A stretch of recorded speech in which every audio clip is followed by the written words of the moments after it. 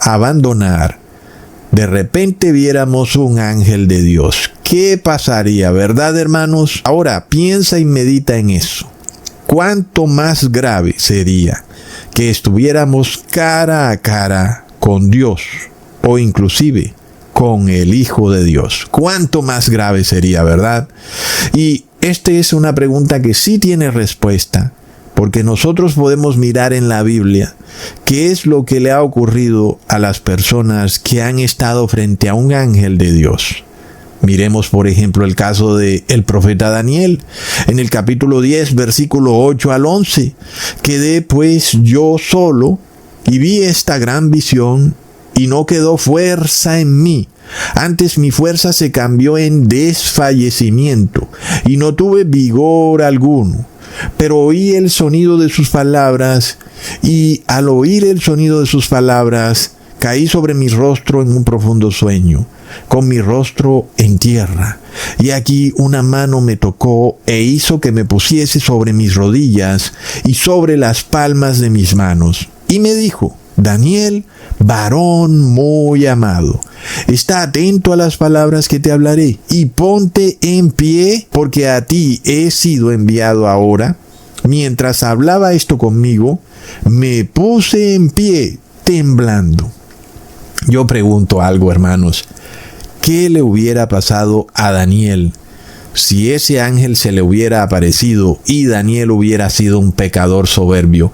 Si aún siendo un profeta, si aún siendo un santo, nosotros vemos que perdió sus fuerzas, desfalleció, no quedó fuerza en él, cayó tendido con su rostro contra la tierra.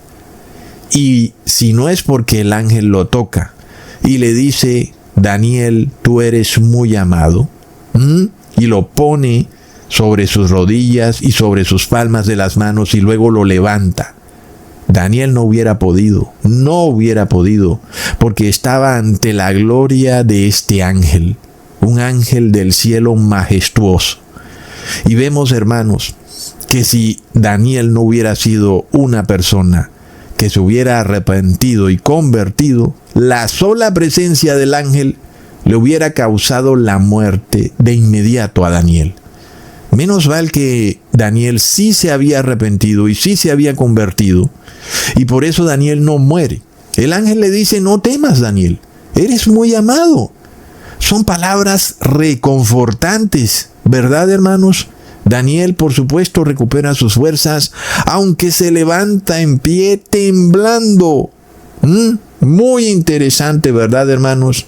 ¿Acaso nosotros pensamos que estos son fábulas, fantasías, mitología? ¿O no entendemos que esto es real y que el ser humano tiene un grave, grave problema? Y es que si el ser humano no se arrepiente y no se convierte, no puede ponerse de pie, sino que cae muerto de inmediato ante la gloria de Dios. ¿No es eso algo impresionante? ¿Qué hubiera pasado si Daniel hubiera sido un pecador soberbio, como los cristianos que tenemos hoy en día, que dicen que están cubiertos con la sangre de Jesús y siguen pecando? Pues ese cristiano hubiera muerto de un infarto fulminante. Pero yo pregunto algo: ¿acaso es por el poder del ángel que de repente el profeta Daniel desfallece? ¿O es por la condición del ser humano? Indudablemente, la conciencia de Daniel lo acusa. Él se arrepintió, pero la conciencia de él sigue ahí. El ángel le dice: tranquilo, eres muy amado. Daniel se convirtió y ha sido perdonado. De manera de que Daniel recupera sus fuerzas. ¿Lo vemos, hermanos? Pero Daniel no desfallece producto del poder y la gloria del ángel. Daniel desfallece producto de su propia conciencia. Y eso que Daniel se arrepintió y se convirtió. Imaginémonos el caso de una persona que no se arrepintió y no se convirtió. ¿Puede estar ante la presencia de un ángel? No, porque su propia conciencia lo llevaría a que tenga un infarto fulminante. Esa persona cae muerta de facto, de inmediato, no por culpa del ángel, sino por culpa de su propia conciencia. Y lo voy a probar más adelante en el video. No es el poder del ángel que causa esto en Daniel, sino que es la conciencia humana. Pero Daniel se había arrepentido y recupera fuerzas. Pero ¿qué pasa con un pecador soberbio, hermanos? No hay manera de que recupere fuerzas. Lo que vemos en el pecador es que su conciencia lo acusa y se desatan sentimientos de pánico, de terror, de miedo. Y esa persona muere luego de un infarto. Está ante la presencia de un ser puro, santo y bueno, mientras el ser humano es un ser maligno, corrupto, que no guarda los mandamientos de Dios. Y uno puede entender, hermanos, por qué Dios se ha ocultado, ¿verdad? ¿Qué tal que no fuera así? ¿Qué tal que pudiéramos ver a Dios? Nuestra conciencia nos acusaría de tal manera que el ser humano caería muerto de inmediato ante la sola visión. ¿Lo vemos, hermanos? ¿Cuánto más ocurrirá esto cuando tendremos que estar cara a cara con Dios? Desde el 2020, las personas están muriendo de infartos fulminantes después de que miran hacia arriba, sea que estén en su cuarto o sea que estén en cielo abierto. Parece que ven algo ahí. Y su cabeza empieza a girar hacia arriba como si eso que ellos ven se moviera. Y luego caen al suelo convulsionando y mueren de un infarto. Hemos visto muchos videos sobre el tema. ¿Qué es lo que están viendo estas personas, verdad? Pero recordemos algo, hermanos. El ángel no solo se le aparece a Daniel, se le apareció también a María, a los pastores que esperaban el nacimiento del niño Jesús. Se le apareció también a Zacarías. Y a todos ellos el ángel les dice, no temas. Son palabras bastante reconfortantes viniendo de un ángel de Dios. Son palabras que nos revelan que estas personas se arrepintieron y se convirtieron y que obedecieron a los profetas, quienes profetizaron sobre el sacrificio de Jesús y el perdón de los pecados, pero con la condición de arrepentirse y convertirse. ¿Lo vemos, hermanos? Leamos en Proverbios capítulo 28, versículo 13.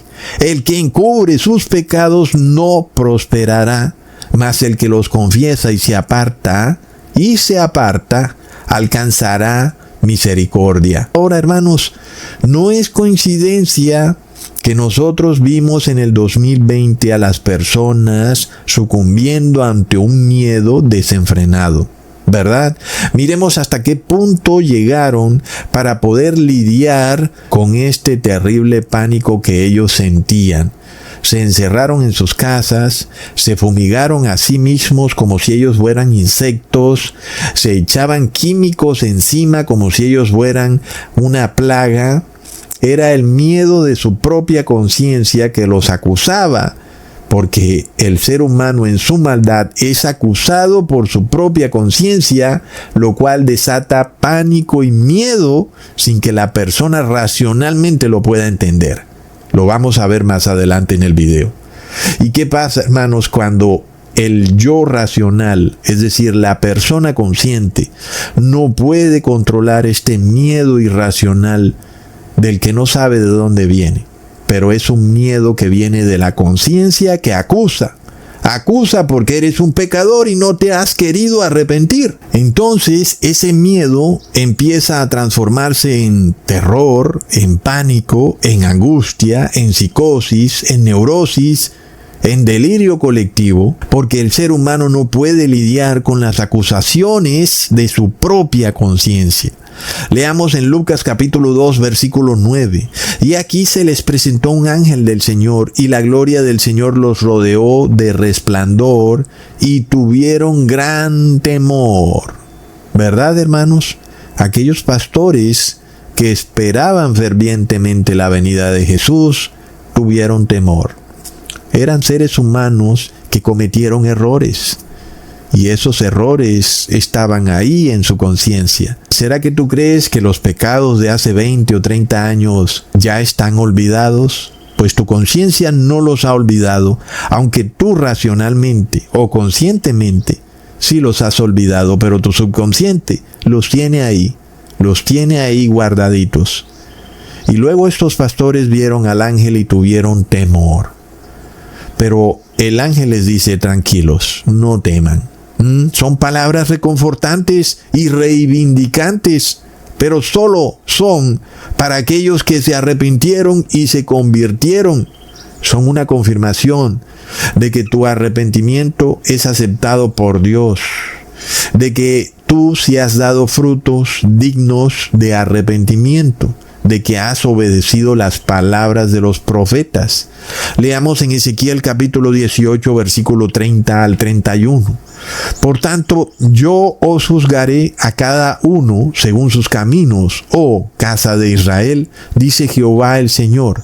Convertíos y apartaos de todas vuestras transgresiones, y no será la iniquidad causa de ruina. Echad de vosotros todas vuestras transgresiones con que habéis pecado, y haceos un corazón nuevo y un espíritu nuevo. ¿Por qué moriréis, casa de Israel? Yo pregunto, hermanos, ¿qué diferencia hay entre el Viejo Testamento y el Nuevo Testamento? La única diferencia es que los líderes religiosos judíos fueron dejados por fuera de la salvación eterna, e inclusive por fuera de la predicación del Evangelio. Ahora el Evangelio se predica por cualquiera. Ya no viene de la iglesia de Israel, ahora viene de cualquiera que quiera predicarlos. Pero de resto no hay ningún tipo de cambio. El mensaje o el evangelio sigue siendo el mismo. Es el mensaje que predica Ecusatón Aritmon, distinto a lo que predicó Isaías, Ezequiel, Jeremías o Salomón. Pues no, hermanos, es exactamente el mismo mensaje. Aquí no hay viejo pacto ni nuevo pacto.